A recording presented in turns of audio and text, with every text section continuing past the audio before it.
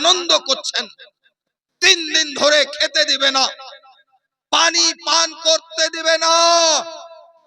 আপনার হোসেনের সাথে খানদানের জওয়ানদেরকে শহীদ করবে, ফাতেমার বাগানকে উজাড় করে দিবে। এই জন্য নবী কাঁদছেন। আচ্ছা বলেন, সেই দিন তো নবী দোয়া করতে পারতেন যে আল্লাহ আমার হোসেনকে তুমি বাঁচিয়ে দাও, ঠিক কি না? হ্যাঁ, খাস দোয়াটা তো করতে পারতেন, কিন্তু করেননি। কেন জানেন? এই উম্মতের মায়াতে। সুবহানাল্লাহ বলেন। এই উম্মতের মায়াতে আমার নবী করেননি। সারা জিন্দগি তো কাঁদলেন। মা আয়েশা বলছেন শবে বারাতের দিন, শাবান মাসের 15 তারিখ হঠাৎ দেখছি আমার বিছানে নবী নাই। আমার বিছানে নবী নাই। টেনশন, নবী কোথায় গেলেন খুঁজতে লাগলাম। মা আয়েশা বলছেন সাহস করে রাস্তায় বেরিয়ে গেলাম, মদিনার গলি গলি যাচ্ছি, নবীকে রাত্রে বেলায় খুঁজে বেড়াচ্ছি, নবীকে পেলাম না। লাস্টে কবরস্থানের দিকে গেলাম, তো দেখছি কবরস্থানে কেউ নাই, আমার নবী একাই দাঁড়িয়ে দাঁড়িয়ে কাঁদছেন আর বলছেন রব্বি হাবলি উম্মতি, রব্বি হাবলি উম্মতি। সুবহানাল্লাহ, একটু জোরে বলেন। হ্যাঁ, শুধু তাই নয় গো, আল্লাহু আকবার, নবীর ইন্তেকাল হলো, গোসল দেওয়া হলো, নবীকে কবর শরীফে, মাজার শরীফে নামাবার জন্য যে সাহাবীরা নেমেছিলেন তার মধ্যে একজন হচ্ছেন নবীর নিজের চাচতো ভাই হযরতে আব্বাসের ছেলে হযরতে কুসুম। তিনি নেমেছেন, ইনি আবার মাথার দিকে আছেন। মাথার দিকে নামানোর পর লোকেরা উপর থেকে বলে এই বাঁধনগুলো খুলে দে রে, তো বাঁধনগুলো খুলে দিচ্ছেন। হযরতে কুসুম বিন আব্বাস বলেন আমি বাঁধন খুললাম, মাথা দেখছিটা কি মুখের কাপড়টা লড়ছে। সুবহানাল্লাহ, আর একটু জোরে, মুখের কাপড়টা নড়ছে। আমি ভাবতে লাগলাম মুখের কাপড় কেন নড়ে রে বাবা? হ্যাঁ, পোকা টোকাও ঢুকে থাকতে পারে, বিশ্বাস কি আছে? নড়ছে মুখের কাপড়, মন মানলো না। হযরতে কুসুম বিন আব্বাস বলেন মন আমার মানলো না, আমি করলামটা কি জানেন? মুখের কাপড়টা খুলে মুখের দিকে তাকালাম, দেখছি কাপড় নড়ে না, নবীর ঠোঁট নড়ছে। নবীর ঠোঁট নড়ছে। হযরতে কুসুম বিন আব্বাস বলেন আমি কান লাগালাম, ঠোঁটে গিয়ে যেমন কান লাগিয়েছি দেখি নবী কি বলেন। তো নবী তখনও বলছেন রব্বি হাবলি উম্মতি, রব্বি হাবলি উম্মতি। জন্ম নিয়ে মায়ের কোলে উম্মতি বলে কেঁদেছিলে, জন্ম নিয়ে মায়ের কোলে উম্মতি বলে কেঁদেছিলে, আজও কাঁদছেন রওজা মাঝে, কাঁদবেন হাসরের দিনে, সারা ভুবনে সারা জাহানে আমি দেখতে পাই না নয়নে, তোমার মতো দয়ার নবী সারা ভুবনে সারা জাহানে। তো ভাইরা আমার, সেদিন তাহলে উম্মতকে কত মায়া করতেন, আর করবেন না কেন? এই জন্যই তো আল্লাহ বলছেন ওয়ামা আরসালনাকা ইল্লা রাহমাতাল লিল আলামিন। নবী গো, সমস্ত সৃষ্টির জন্য আমি তোমাকে রহমত করে পাঠিয়েছি। জোরে বলুন সুবহান। ভাইরা আমার, যেদিন মক্কা জয়, ফাতেহে মক্কা দিনে, সেই দিন নবী 1000 না 10,000 সৈন্য নিয়ে মক্কায় যাচ্ছে। 10,000। কত? 10,000। মক্কায় যখন ঢুকবেন, ঠিক সূর্য ডুবু ডুবু হয়েছে। সূর্য ডুবু ডুবু হয়েছে। নবী বললেন, বিলাল, রাত্রের অন্ধকারে কারো উপরে হামলা করা যাবে না, লোক আতঙ্কিত হবে, গ্রাম থেকে পালাবে। অতএব এক কাজ করো, রাত্রে মক্কায় ঢুকা যাবে না, সবকে অর্ডার করে দাও এই ময়দানে তাঁবু টেঙে দিবে, এই ময়দানে তাঁবু টেঙে দিবে। সবাই ময়দানে তাঁবু টেঙে দিল। নিজের নিজের তাঁবুর গেটে একটা করে মশাল জ্বালিয়ে দিয়েছে। নবী বললেন, বেলাল, মাগরিবের আজান দিয়ে দাও। হযরতে বেলাল মাগরিবের আজান দিয়ে দিলেন। আজান দেওয়ার পর নবী বলছেন, এক কাজ করো, সারা দিন তোমরা হেঁটে আসছো, তোমাদের পিঠে খাবারের বস্তা রয়েছে, তোমাদের ঘাড়ে অস্ত্র রয়েছে, তোমরা আরাম করো। আজ আমি নবী তোমাদেরকে যোগাচ্ছি। জোরে বলুন সুবহান। কথা বুঝতে পারলেন? সাহাবীদেরকে বলছেন, তোমরা আরাম করো, আজ আমি রাত জাগছি, ঘুরে বেড়াচ্ছি। সাহাবীরা বলছেন, হুজুর, এটা কি করে হয়? এটা কি করে হয়? আপনি আকা, আপনি পায়চারি করবেন, আপনি ঘুরে বেড়াবেন, আপনি রাত জাগবেন, আর আমরা গোলাম, আমরা ঘুমাবো, এটা হয় কি? পুরো দুনিয়ার নিয়ম, প্রধানমন্ত্রী ঘুমায়, গেটে রাইফেলধারী সারা রাত জেগে থাকে। মুখ্যমন্ত্রী ঘুমায়, গেটে রাইফেলধারী জেগে থাকে। অফিসে বাবু আরাম করেন, গেটে রাইফেলধারী থাকে। হুজুর আরাম করেন, গেটে লোক জেগে বসে থাকে। আর আপনি আমাদের আকা, হুজুর, আপনি আরাম করেন, আমরা জেগে থাকব। এটাই ইতিহাস, এটাই নিয়ম, এটাই সিস্টেম, যে বাদশা আরাম করবে, গোলাম জেগে থাকবে। নবী বলছেন, শোনো, পুরাতন ইতিহাস বাদ দিয়ে দাও, সিস্টেম বাদ দিয়ে দাও। আমি মুস্তাফা নতুন ইতিহাস করতে এসেছি। আজ আমার গোলাম ঘুমাবে, আর আমি আকা তাদেরকে যোগাবো। সুবহানাল্লাহ। নবী যোগাচ্ছে, সাহাবীরা ঘুমিয়ে গেছে। এশার নামাজ পড়ে সাহাবীরা ঘুমাচ্ছেন, আমার নবী ঘুরে বেড়াচ্ছেন।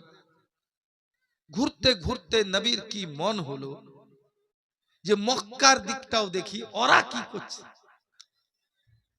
তো নবী যেতে যেতে দেখছেন, আপনারা শুনেছেন যে একটা বুড়ি এত বড় বস্তা বেঁধেছে, এত বড় বস্তা বেঁধে নিয়েছে। কেন বলেন তো? এখান থেকে পালাবে। মেয়েদের নিয়ম, যদি কোথাও পালায়, ও লাকড়িটা পর্যন্ত ছাড়বে না, বাটি চামচটাও ছাড়বে না, সব বস্তায় ভরেছে। নবী বলছেন, বুড়ি মা, ব্যাপার কি, রাত হয়ে গেল, এই বস্তা নিয়ে লটর পটর করছো কিসের লেগে? তো বুড়ি বলছে, বাপ আমি শুনলাম একজন নবী আসছে, সেই নবীর চেহারা যে একবার দেখছে সে মুসলমান হয়ে যাচ্ছে, আমি বুড়া বয়সে তার চেহারাও দেখবো না, মুসলমানও হব। পরিষ্কার, চেহারা দেখবো না, মুসলমান হব। তো নবী বলছেন, বুড়ি কোথায় যাবে তাহলে? বলছে, বাপের বাড়ি পালাবো।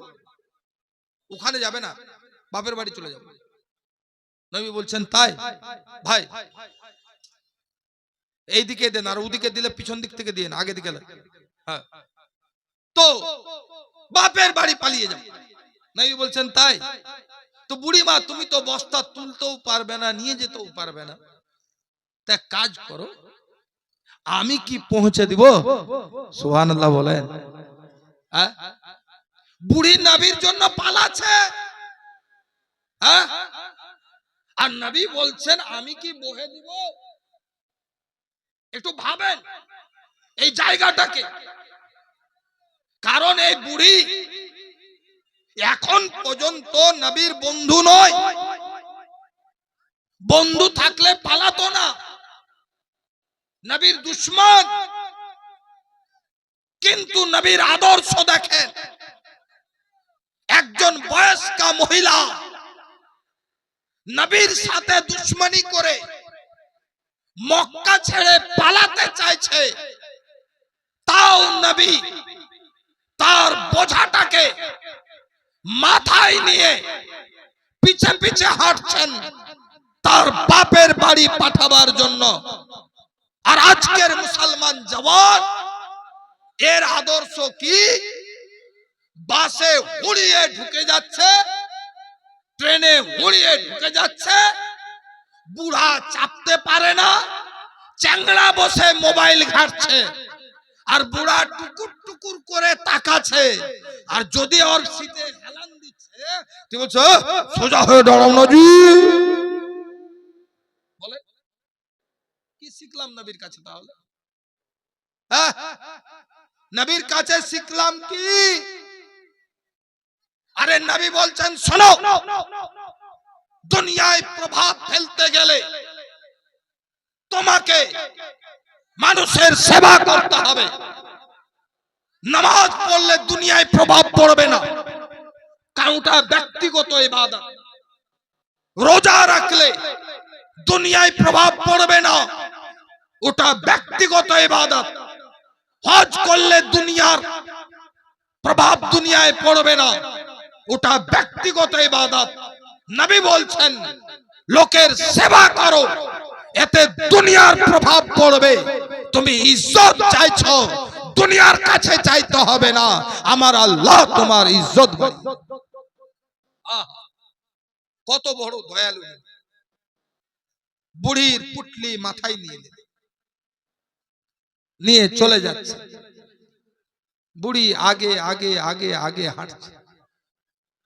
যখন পৌঁছে গেলেন, বুড়িমা বলছে, বেটা নামিয়ে নামিয়ে। আমার নবী নামিয়ে দিলেন।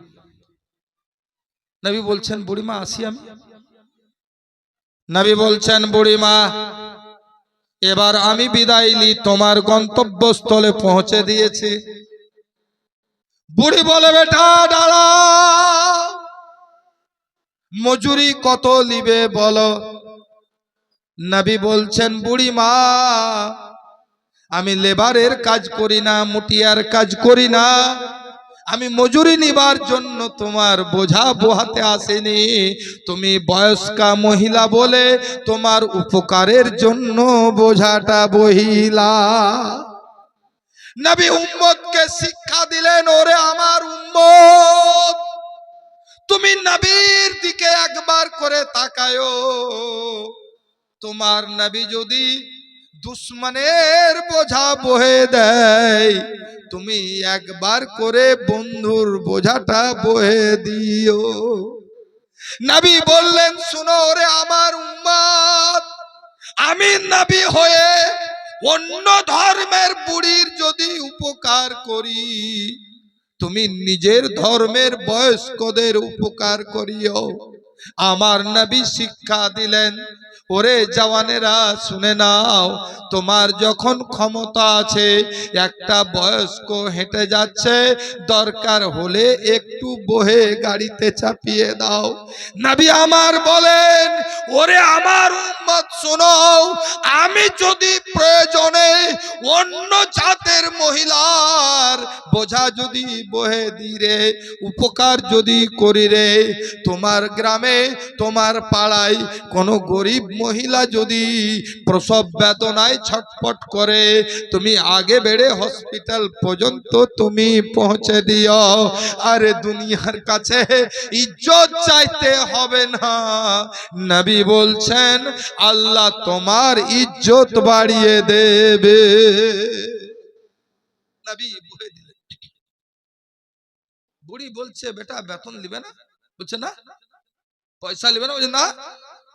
হ্যাঁ গো, এত ভালো ছেলে মক্কায় আছে, সুবহানাল্লাহ বলে, এত ভালো ছেলে মক্কায় আছে, বয়স্ক না, ছেলে মনে করে লাউ দাউ লাউ করছে, নবীর বয়সের ওর ছেলে গাদা আছে।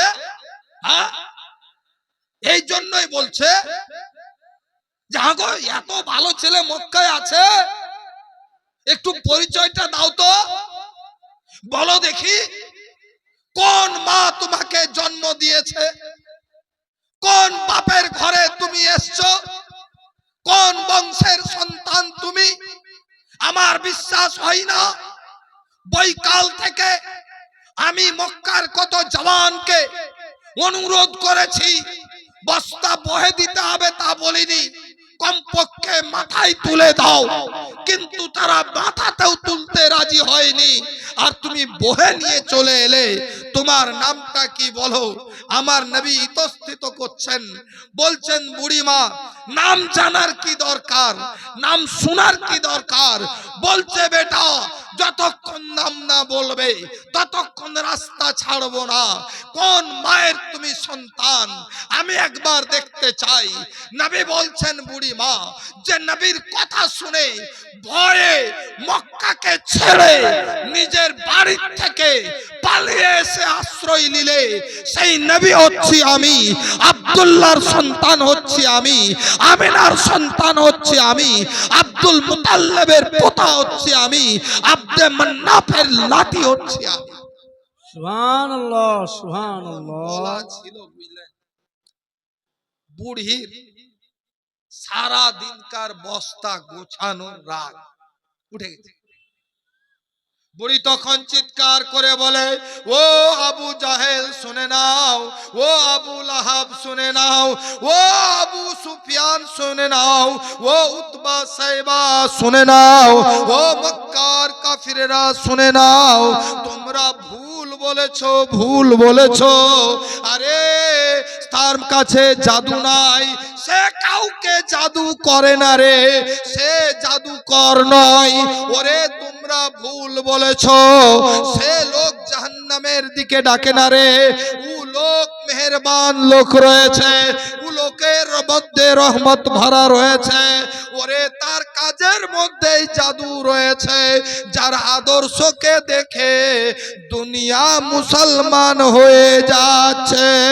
বুড়িমা বলে, শুনে নাও ও মক্কার লোকেরা, সাক্ষী থেকে যাও, আমাকে নবী নিজে থেকে বলেনি রে, আমাকে তরবারি দিয়ে চমকাইনি রে, আমাকে চাবুক দিয়ে মারেনি রে, আমাকে একবারও হুমকি দেয়নি রে, কিন্তু আমিও ওই নবীর কালমা পড়ে মুসলমান হয়ে গেলাম।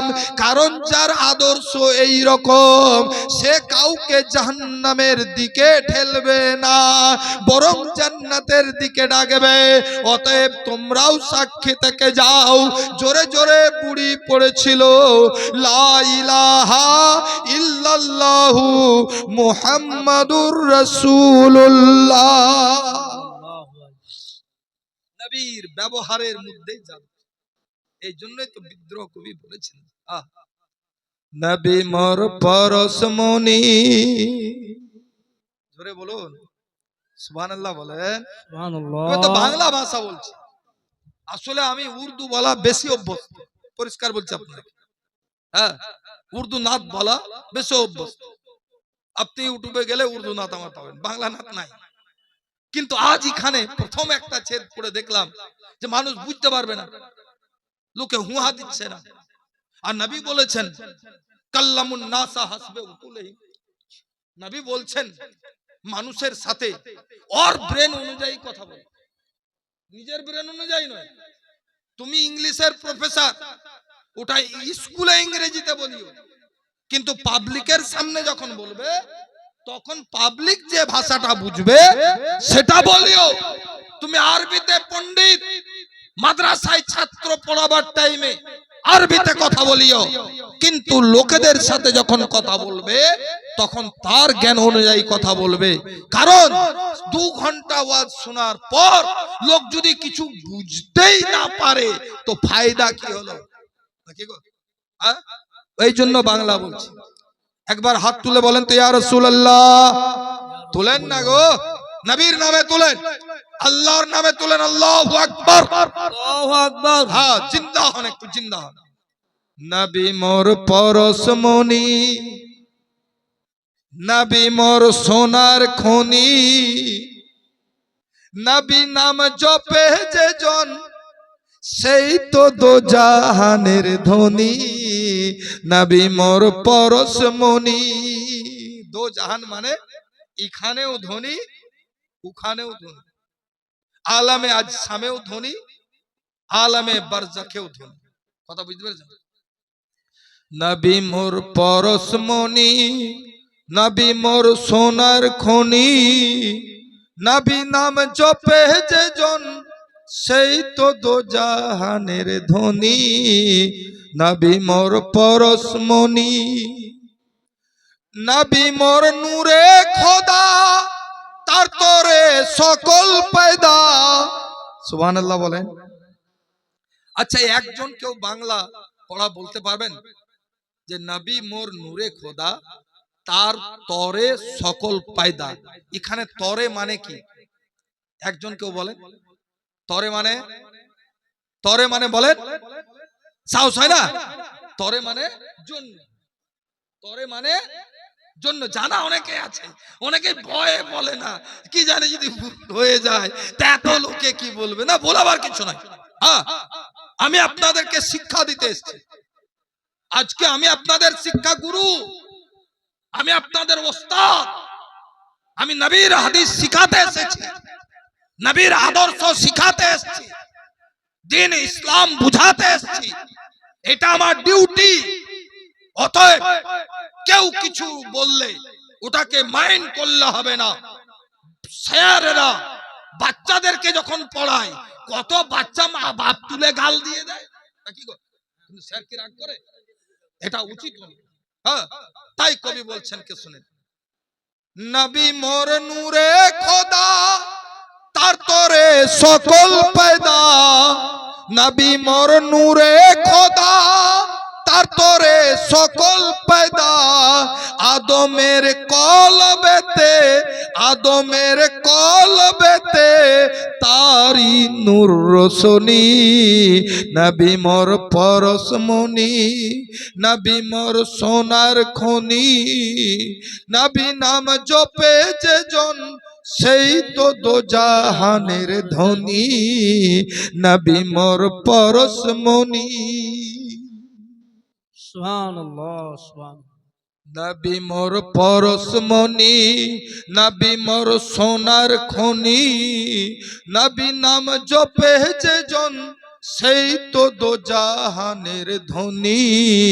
নবী মোর পরশমণি, সেই নামে সুর ধরিয়া পাখি যাই গান করিয়া, সেই নামে সুর ধরিয়া পাখি যাই গান করিয়া, আর সেই নামের আশিক হলো, সেই নামের আশিক হলো মাওলা আমার কাদের গনি।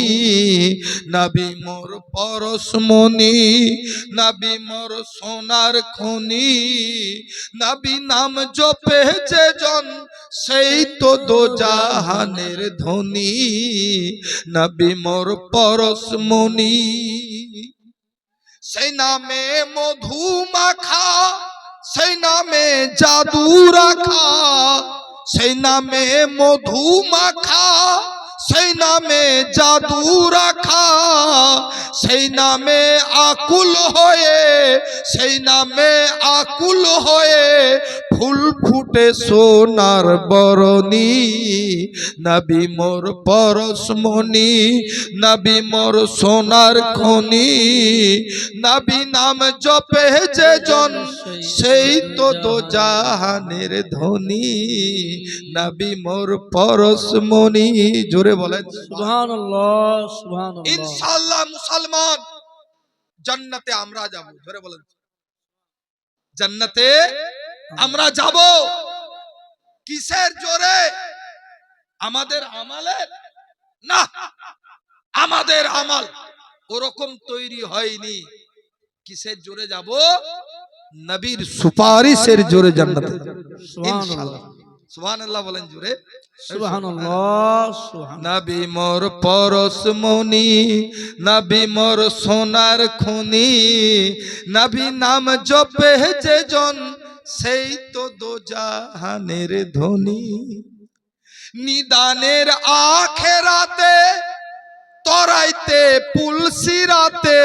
জোরে বলেন সুবহানাল্লাহ। নিদানের আখেরাতে তরাইতে পুলসিরাতে, নিদানের আখেরাতে তরাইতে পুলসিরাতে, কান্ডারি হইয়া নবী, কান্ডারি হইয়া নবী পার করিবেন ভবতরণী। নবী মোর পরশমণি, নবী মোর সোনার খনি, নবী নাম জপে যে জন সেই তো দোজাহানের ধনী। নবী মোর পরশমণি। সুবহানাল্লাহ, সুবহানাল্লাহ। নবীর চেহারাতেই জাদু ছিল, নবীর নামে জাদু ছিল, নবীর আখলাকে জাদু ছিল, নবীর ব্যবহারে জাদু ছিল, নবীর চরিত্রে জাদু ছিল। তাই দলের দল মানুষ মুসলমান হয়ে গেছে। হ্যাঁ? বুড়িকে পৌঁছে নবী তো এলেন। আসার পর ফজরের পরে এবার মক্কায় ঢুকবেন। মক্কায় ঢুকবেন তো রাতারাতি মক্কার কিছু লোক পালিয়ে গেছে, ভয়ে পালিয়ে গেছে।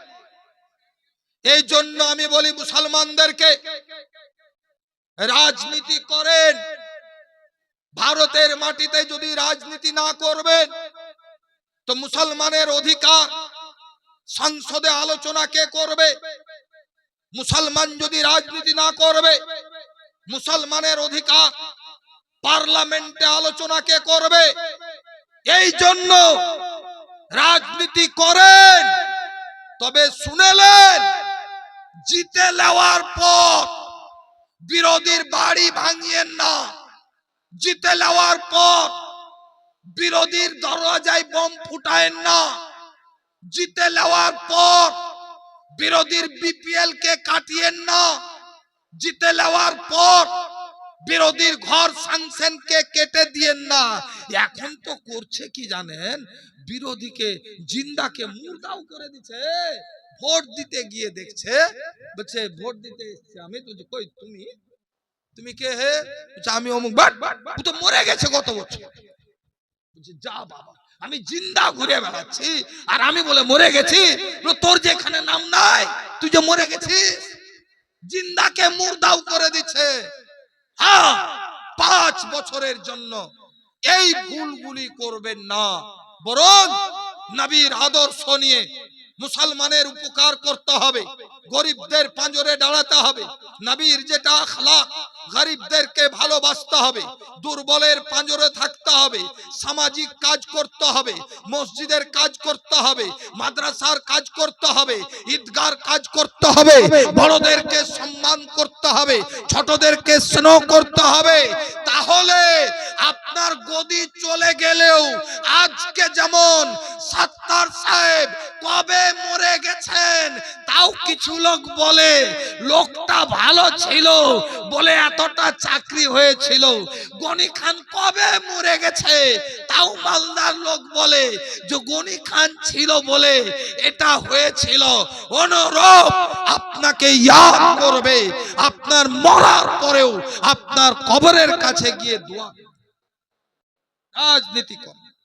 রাজনীতি করা নিষেধ, আমরা করি না। আমার নবীর রাজনীতি দেখেন, নবীর রাজনীতি দেখেন, শিখালেন রাজনীতি কাকে বলে।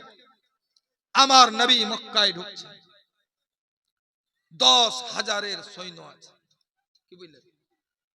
সৈন্যদের মধ্যে এইরকমও রয়েছে যার মাকে মেরেছে, যার বাপকে মেরেছে, যার ভাইকে হত্যা করেছে, যার বোনের পেটে বল্লভ মেরেছে, যার ছোট শিশুকে মেরে দিয়েছে। এই রকম লোক এই 10,000-এর মধ্যে আছে, আছে না? হ্যাঁ, এই 10,000-এর মধ্যে আছে। আজ আমেরিকা বলে এত উগ্রপন্থী তৈরি হচ্ছে কি করে? এর জন্য নাকি মৌলবীরা দায়ী। আজ আরএসএস বলে মুসলমানদের মধ্যে উগ্রপন্থী তৈরি করার জন্য মৌলবীরা দায়ী। জুমাতে বলে এরা নাকি মুসলমানদেরকে উস্কায়। আমি জোর গলায় বলি, নেটে বক্তব্য যাবে, শোনো, মুসলমান আতঙ্কবাদী কাল কেউ ছিল না, আজ কেউ নাই। তবে এটা শুনে নাও, আমার বাপকে আমার চোখের সামনে কেউ যদি আমাকে বেঁধে রেখে তাকে টুকরা টুকরা করে তো আমি একদিন না একদিন বারুদ হয়ে তোমার উপরে। এটাই হচ্ছে সিস্টেম। মুসলমান উগ্রপন্থী, মুসলমান শান্ত, মুসলমান ধর্মগুরুকে মানে, মুসলমান আলিমের কথায় চলে। এখনো মুসলমানের লাগাম এই আলিমদের হাতে রয়েছে।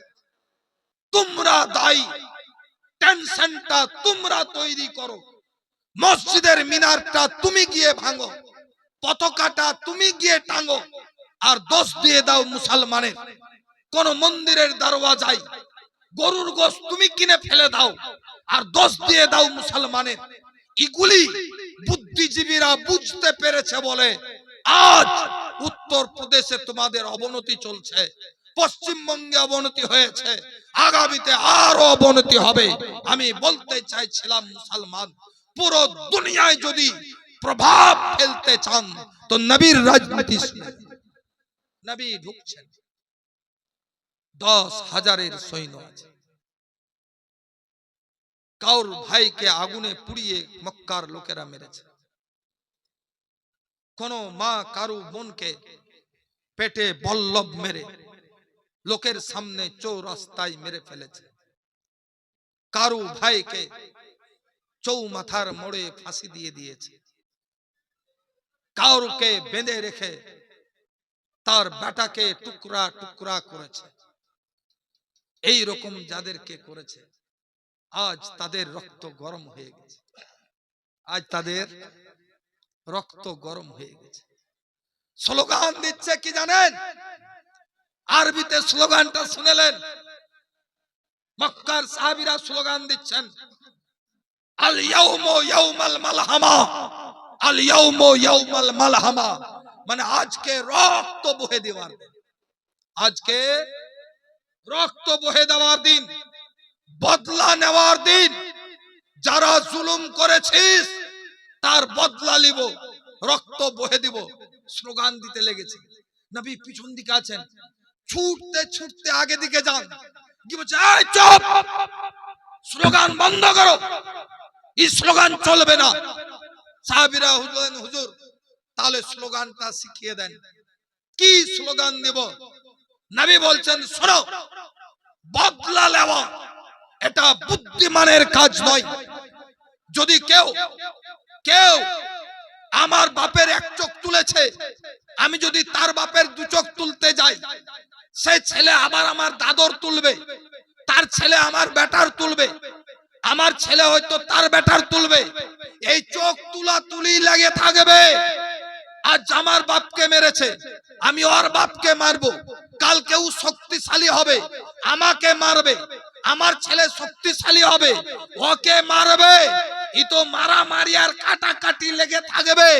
শোনো, স্লোগান চেঞ্জ করে দাও, দুনিয়াকে সংবিধান দিয়ে দাও, জাল ইয়াউমাল মালহামা নয়, আজকের দিনটা হচ্ছে আল ইয়াউমাল মারহামা, আজকের হচ্ছে দিন রহম করার দিন, আজকের দিন হচ্ছে মাফ করে দেওয়ার দিন। জোরে বলুন সুবহানাল্লাহ, টেনশন সুবহানাল্লাহ। হবে?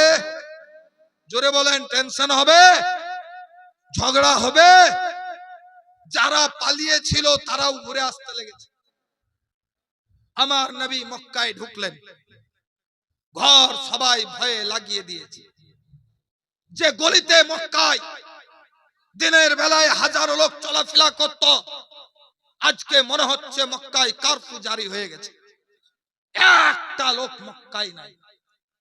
কেউ দরওয়াজা বন্ধ করে ঢুকে আছে, কেউ নিজের বাড়ি ছেড়ে পালিয়ে গেছে।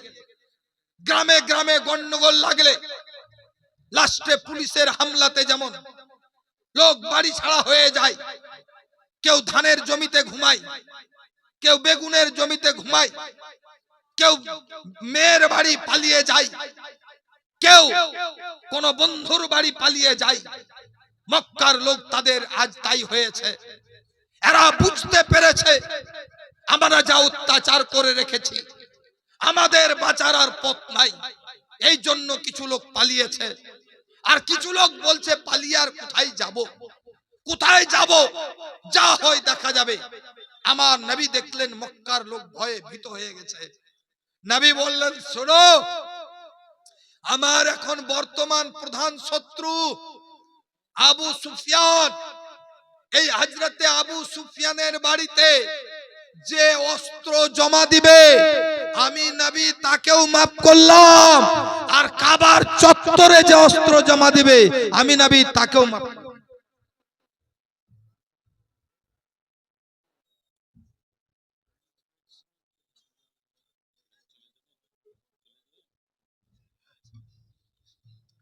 ভাইরা আমার, মেলাতে যে কোনো কারণে লাইট বন্ধ হয়ে গেছে, আর মেলার একদিককার লাভ দেখতে গিয়ে আরেক দিকে ক্ষতি হয়েছে।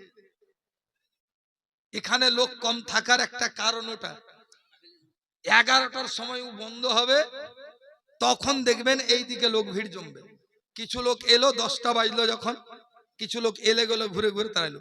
যাই হোক, মেলার লাইট কমিটি যারা রয়েছেন, লাইটম্যান যারা রয়েছেন, তিনারা মেলার লাইট গুলো বন্ধ হয়ে গেছে চালু করে দেন, আর ওখানকার মাইক বন্ধ হয়ে গেছে নাকি সেগুলি চালু, ঠিক আছে?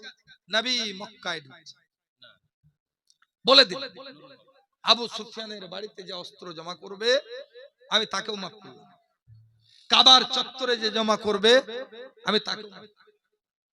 যেমন বলা ছিল, বাপ কে কোন দিকে লুকিয়েছিল বুঝলেন?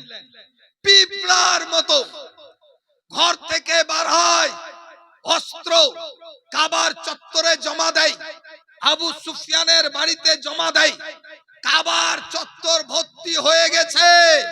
নবী বলছেন শোনো, আমি তোমাদেরকে শেষ করতে আসিনি, আমি তোমাদের জন্য রহমত হয়ে এসেছি, যাও আমি মাফ করে দিলাম।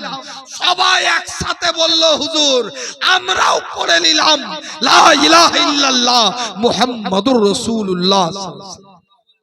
ভাইরা আমার, ये ছিল নবীর রাজনীতি, ये ছিল নবীর রাজনীতি। ভাইরা আমার, তো নবী কি হয়ে এসেছিলেন? রহমত হয়ে এসেছিলেন। রহমতটা ভুলবেন না।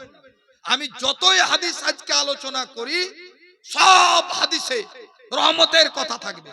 তার কারণ আমার মওজুটাই হচ্ছে, আলোচ্য বিষয়টাই হচ্ছে রহমত। কথা বুঝতে পেরেছেন? নবী আমাদের জন্য রহমত। তো বলছিলাম কি, যে সব নবীকে আল্লাহ একটা দোয়া দিয়েছে, কি বুঝলেন? কবুল হবে, কিন্তু একটা সবাই ব্যবহার করে নিয়েছে, কিন্তু আমি নবী ব্যবহার করি। আহা, সুবহানাল্লাহ, ব্যবহার করিনি। হুজুর কেন রেখেছেন?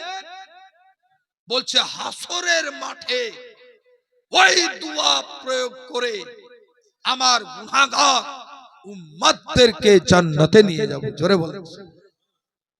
ভাইরা আমার, হযরতে আনাস রাদিয়াল্লাহু আনহু জিজ্ঞেস করছেন, হুজুর একটা কথা বলেন তো। কি? হাসরের মাঠটা তো ছোটখাটো হবে না, ঠিক কিনা? একটা দুটো গ্রামের লোক থাকবে তা তো নয়, একেবারে আদম নবী থেকে নিয়ে কিয়ামত পর্যন্ত সমস্ত লোক একই মাঠে। তাহলে ভিড় কত হবে বলেন? হ্যাঁ, এই মেলাতেই দেখেন গা কত বাচ্চা হারিয়ে গেল। হ্যাঁ, হাওড়ায় গিয়ে কত বন্ধু হাতছাড়া হয়ে যায়, শিয়ালদায় গিয়ে কত রাজমিস্ত্রি হাত ছেড়ে যায়। হ্যাঁ, একবার হাত ছেড়ে গেলে আর খুঁজে পাওয়া যায় না। তো হাসরের মাঠ শুধু হাওড়ার মতো লোক থাকবে, শিয়ালদার মতো থাকবে তা তো না, পুরো দুনিয়ার লোক এক জায়গায়। হযরতে আনাস বলছেন, হুজুর অত ভিড়ে আপনাকে পাবো কোথায়? যদি একটু ঠিকানা বলে দেন। মুসলমান, ঠিকানাটা ভালো করে শুনেলেন, কারণ নবী বলছেন এখানকার ওয়াজটাও ওখানে মনে আসবে। মনে আসবে, বুঝতে পেরেছেন? এটা নয় যে মনে আসবে না, পাপটাও মনে আসবে, নেকিটাও মনে আসবে। যদি অস্বীকার করেন তো মোবাইলের যেমন ভিডিও ক্যামেরা থাকে, ফেরেশতার কাছে থাকবে আর দেখিয়ে দিবে, দেখো এই এই পাপটা তুমি করেছো। হযরতে আনাস জিজ্ঞেস করেন, ইয়া রাসূলুল্লাহ, ইয়া হাবিবাল্লাহ, মেহেরবানি করে বলেন কাল হাসরের মাঠে আপনাকে কোন জায়গায় পাবো? এত ভিড়ে খুঁজতে খুঁজতে পরেশান হয়ে যাব, মেহেরবানি করে বলে দেন আপনাকে কোথায় পাবো? নবী বললেন এক কাজ করি, সর্বপ্রথম পুল সিরাতে খুঁজবে। সুবহানাল্লাহ বলেন। কোথায় খুঁজবে? পুল সিরাত, যেটা জাহান্নামের উপর দিয়ে একটা ব্রিজ গেছে। জাহান্নামের উপর দিয়ে একটা ব্রিজ, এই পারে হাসরের মাঠ, মিডিলে জাহান্নাম, আর জাহান্নামের ব্রিজ পার হয়ে গিয়ে জান্নাত। বুঝতে পারলেন? অতএব ওই ব্রিজে পার হতে হবে। রঘুনাথগঞ্জ যেতে গেলে যেমন ভাগীরথী পার হতে হবে, অনুরূপ বহরমপুর যেতে গেলে যেমন নদী পার হতে হবে, ওই রকম পার হতে হবে ব্রিজ। ওই পারে হচ্ছে জান্নাত। কিন্তু ব্রিজটা চওড়া কত জানেন? ভাগীরথীর মতো যদি চওড়া হতো, বহরমপুরের মতো যদি চওড়া হতো, হাওড়া মতো যদি চওড়া হতো, তাহলে তো কোনো ব্যাপার ছিল। চওড়াটা কেমন? নবী বলছেন একটা চুলকে মিডিলে চিরতে গেলে যতটা মোটা, অতটা মোটা হবে ব্রিজটা। সুবহানাল্লাহ। ওই টাইমে হুজুর আপনি ওখানে কি করবেন? আমার নবী বলেন ওই পুলসেরাতে পার হবার টাইমে আমি আল্লাহর কাছে দোয়া করব, উম্মতকে ব্রিজে চাপাবো আর আল্লাহকে বলবো রব্বি সাল্লিম উম্মতি, রব্বি সাল্লিম উম্মতি, রব্বি সাল্লিম উম্মতি। আমার আল্লাহ করবেন কি, আমার উম্মতের পাপ না দেখে, আমার দুয়ার দিকে দেখে তাকে পার করে দিবে, তাকে পার করে দিবে। ওই এক নবী বলছেন, হযরত আনাস বলেন হুজুর যদি কোনো কারণে ওই জায়গায় না পাই তাহলে কোন জায়গায় থাকবে, কোন জায়গায়? তো সাহাবীকে নবী বলছেন শোনো, যদি দেখো পুল সিরাতে নাই তাহলে মিজান যেখানে, তারাজু যেখানে, দাড়ি পাল্লা যেখানে, যেখানে আমাল মানুষের ওজন করা হবে, নেকি এক পাল্লাই, গুনাহ আরেক পাল্লাই ওজন করা হবে, সেই জায়গায় আমি নবী দাঁড়িয়ে থাকবো। ইয়া রাসূলুল্লাহ ওখানে আপনি কি করবেন? কারণ ফেরেশতারা তো দাড়ি মারবে না, কি বুঝলেন? এরা তো মাসুম, ওরা তো কম বেশি ওজন করবে না। আপনার দরকার, নবী আমার বলেন ও আনাস শুনে লাও, যদি আমার উম্মতের নেকি কমে যায় আমি তাকে ভর্তুকি দিয়ে ওই উম্মতকে জাহান্নামী থেকে জান্নাতি করে দেব, জান্নাতি করে দেব। তো তাই হুজুর যদি আসসালামু ওখানেও না আলাইকুম। পাই, প্যান্ডেলে লাইট যাচ্ছে না। হযরতে আনাস জিজ্ঞেস করছেন হুজুর যদি ওখানেও না পাই তাহলে কি করব, কোন জায়গায় পাবো? নবী আমার বলেন সাহাবী রাসূল শোনো, যদি পুলসেরাতে না পাও, যদি আমাকে ওখানেও মিজানের জায়গায় না পাও, তাহলে এক কাজ করিও, হাউজে কাউসারের কাছে খুঁজিও। জোরে বলো, হাউজে কাউসার কত বড়! নবী বলেন এক মাথা থেকে আরেক মাথা হাউজে কাউসারের যেতে একটা তেজ ঘোড়ার 1 মাসের পথ। একটা ঘোড়া এক মাথা থেকে আরেক মাথা যেতে একটা ঘোড়ার 1 মাস, আর ওটা হচ্ছে চৌকা, কি বুঝলেন? যেমন বলে না যে 10 বাই 10, লম্বা যতটা চওড়া ততটা। সাহাবী জিজ্ঞেস করেন হুজুর হাউজে কাউসার কি? নবী আমার বলেন হাউজে কাউসার হচ্ছে একটি পানির চৌবাচ্চা। ওই পানিটা কেমন? নবী বলছেন পানিটা দুধের থেকেও সাদা, পানিটা মধুর থেকেও মিষ্টি, পানিটা মুশকে আম্বারের থেকেও সুগন্ধ, পানির যেগুলি পাহাড়ে মতি হীরা দিয়ে একেবারে বাঁধাই করা রয়েছে। হুজুর আপনি কি করবেন? নবী আমার বলেন ওই কিয়ামতের দিনে সূর্য 1 কিলোমিটার উপরে থাকবে। এখন সূর্যর মুখ আসমানের দিকে আছে, কিন্তু সেদিন সূর্যের মুখ এই জমিনের দিকে থাকবে। মানুষ ছটপট ছটপট করবে, টুটি পর্যন্ত মানুষের শুকিয়ে যাবে। সেই টাইমে আমার উম্মতদেরকে ওই হাউজে কাউসারের আমি পানি পান করাবো, হাউজে কাউসারের পানি পান করাবো। নবী আমার বলেন সাহাবী 1 কাপ যাকে পান করিয়ে দিব তার জীবনে আর ক্ষুধা তৃষ্ণা লাগবে না। এখনো পর্যন্ত সাফাত নবীর এত সাফাত কখন হবে? নবী আমার বলেন শোনো, তারপর উম্মতেরা ঘুরতে ঘুরতে যখন এলে যাবে, এরা আলোচনা করবে, শোনো এইভাবে পুড়ে কষ্টে থাকার থেকে চলো আমরা কোন সুপারিশ খুঁজি, কোন উকিল খুঁজি যে হাকিমের সাথে কথা বলবে।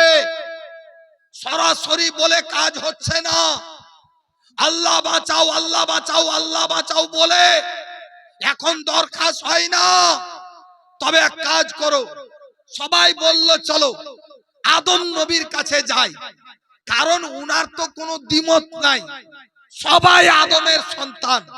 ইহুদি হোক তাও আদম সন্তান, নাসরা হোক আদম সন্তান, অন্য জাতি হোক আদম সন্তান, সবাই আদম পয়গম্বরের কাছে যাবে, গিয়ে বলবে হুজুর আপনি আমাদের আব্বা, আপনি আমাদের আদি পিতা, আপনার দ্বারাতে আমরা দুনিয়ায় এসেছি, একটু মেহেরবানি করে আল্লাহর দরবারে আমাদের সুপারিশ করেন।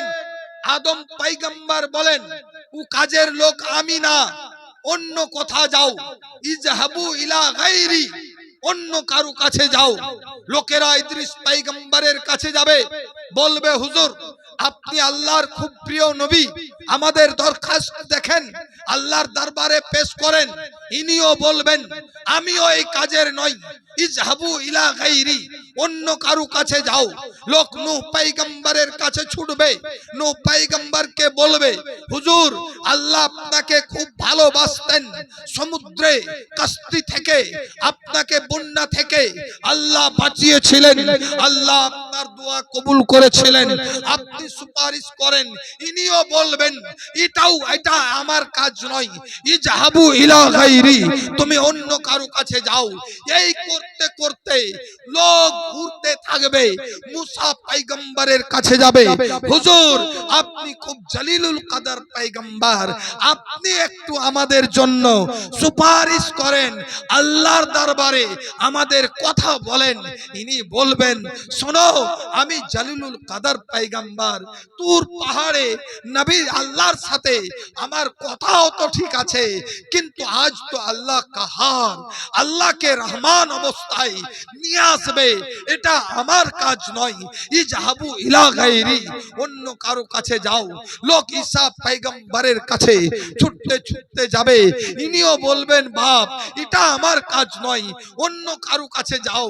লোকেরা বলবে হুজুর আর কত ঘুরবো, আর পারি না, পা আর চলে না, শরীর চলে না, মেহেরবানি করে ঠিকানা বলে দেন কোথায় যাব। ঈসা পয়গম্বর বলবেন ওই দেখো দেখো দেখো দেখো একটা ঝান্ডা রয়েছে, ওই ঝান্ডার নিচে একজন নবী বসে আছেন, তিনি হচ্ছেন রাহমাতুল লিল আলামিন, তিনি হচ্ছেন আশিকুল গারিবিন, তিনি হচ্ছেন উম্মতের উদ্ধারকারী, তিনি হচ্ছেন উম্মতের মায়াকারী, তিনি রাত দিন যিনি উম্মতের জন্য কাঁদতেন, উনার কাছে চলে যাও। শাফাতের দ্বার খুলতে একমাত্র উনিই পারবেন, উনি না খোলা পর্যন্ত কেউ সুপারিশ করবে। লোকেরা ছুটতে ছুটতে ছুটতে যাবে হযরতে আমার নবীর কাছে। একটা প্রশ্ন মনে জাগে কি জাগে না বলেন তো, যে ঈসা পয়গম্বর যে কথাটা বললেন সেই কথাটা আদম পয়গম্বর তো বলতে পারতেন, ওখানে চলে যাও ডাইরেক্ট, ইদিক উদিক না গিয়ে, কিন্তু বললেন না কেন? আসলে বললেন না এই কারণে গোটাই ঘুরে জেনেলে যে কার কত পাওয়ার, কার কত ক্ষমতা, কার দরখাস্ত আগে কবুল হয়, এটা ঘুরতে ঘুরতে ঘুরতে গোটাই জেনেলে। যখন সব ঘুরে গেল নবীর কাছে এসে পড়ে গেছে, ইয়া রাসূলুল্লাহ আর পারি না, আর হাঁটতেও পারি না, মেহেরবানি করে কিছু একটা করেন, তো নবী বলবেন ইজহাবু গায়রি, নবী বলবেন না, নবী বলবেন আনা লাহা, আমি তো তার জন্যই অপেক্ষা করছি। জোরে বলুন সুবহানাল্লাহ। নবী আমার সাজদায় কাঁদবেন, হাসরের মাঠে সাজদায় কাঁদবেন। আল্লাহ বলবেন জিবরিল মাথা তুলতে বলো। বলে আমি অনেকবার বলেছি তুলেন না, কেন? নবীকে বলবেন নবী মাথা তুলো, বলে তুলবো না, আমার উম্মত জাহান্নামে পড়বে আর আমি জান্নাতে গিয়ে আরাম করব। ওরকম নেতা আমি না, আমার প্রজা এরা না খেয়ে মরবে আর আমি অট্টালিকায় বাস করব, এই রকম নেতা আমি নই। আমার উম্মত জেলখানায় থাকবে আর আমি এসি ঘরে আরাম করব, এই রকম নেতা আমি নই। আল্লাহ বলেন মুস্তাফা চাও কি? বলে আমার উম্মত সব মাফ করতে হবে। জোরে বলেন, জোরে বলেন, সব মাফ করতে হবে, সব।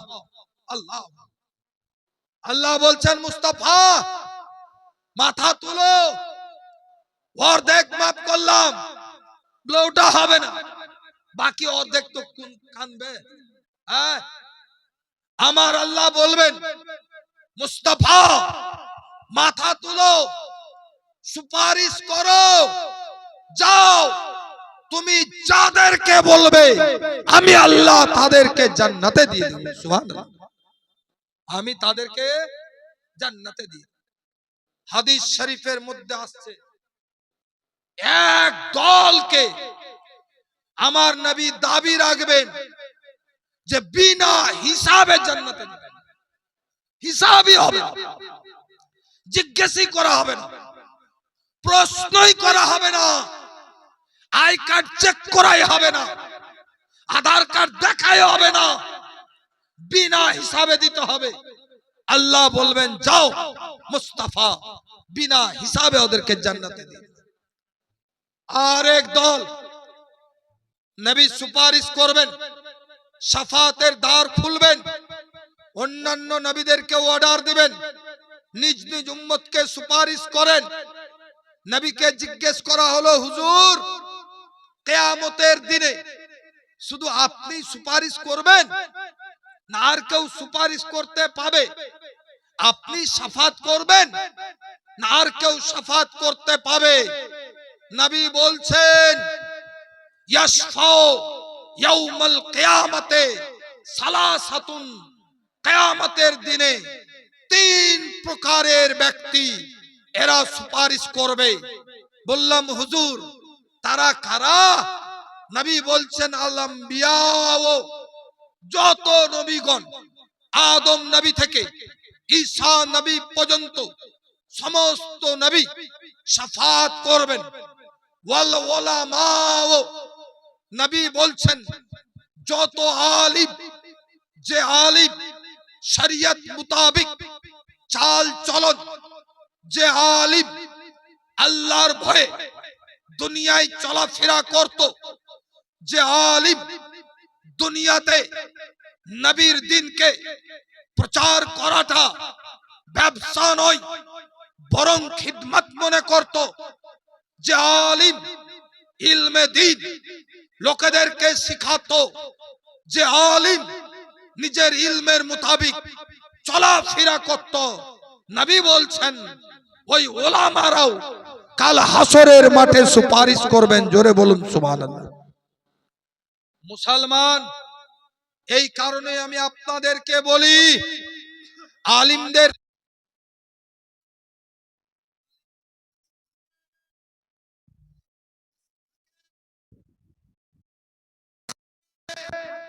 ওদের কাছে থাকেন, ওর থেকে দূরে হয়েন না। আলিমের পাশ থেকে যারা সরবে তাদের জিন্দেগি বরবাদ। এই জন্য আলিমের পাঁজরে থাকুন, আলিমের সাথে থাকুন, আলিমের সাথে বন্ধুত্বালি করুন। ভাইরা আমার, আমার নবী বলছেন আল আম্বিয়া, নবীগণ সুপারিশ করবেন। ওয়াল উলামাও, আর যারা আলিম তারাও সুপারিশ করবে কিয়ামতের মাঠে। বললাম ইয়া রাসূলুল্লাহ, আর কে করবে? নবী বলছেন ওয়াশুহাদাও, যারা ইসলামের জন্য শহীদ হয়ে গেছে, যারা ইসলামের জন্য জান দিয়ে দিয়েছে, ধর্মের জন্য যাদেরকে কুরবানি করা হয়েছে, ধর্মের নামে যাদেরকে মারা হয়েছে, সেই শহীদারাও কাল হাসরের মাঠে সুপারিশ করবেন।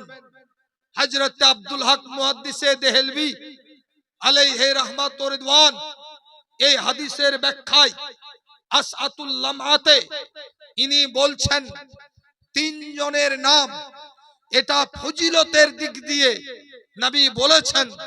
তাছাড়া আরো কয়েকজন আছে যারা সুপারিশ করবে, তার মধ্যে একজন হাজী রয়েছেন। হাজী যদি হজ করে আসার পর আর পাপের দিকে না যান, বাকি জিন্দেগিটা নেকির পথে কাটান, কাল হাসরের মাঠে 70 থেকে 400 জন পর্যন্ত হাজিরাও সুপারিশ করে শাফাত করে জাহান্নামীদেরকে জান্নাতে নিয়ে যাবে। শুধু তাই নয়, হাফিজে কোরআন যদি তার চাল চলন কোরআনী আইন মোতাবেক হয়, সেও কাল হাসরের মাঠে আপনার শাফাত করে জাহান্নামীদেরকে জান্নাতে নিয়ে যাবে। তারপর যে ব্যক্তি অধিকাংশ ফরজ ওয়াজিবের পর ম্যাক্সিমাম নফল ইবাদত জায়গায় দুরূদ পড়ে, সেও সুপারিশ করে জান্নাতে নিয়ে যাবে। নারে তাকবীর, নারে তাকবীর।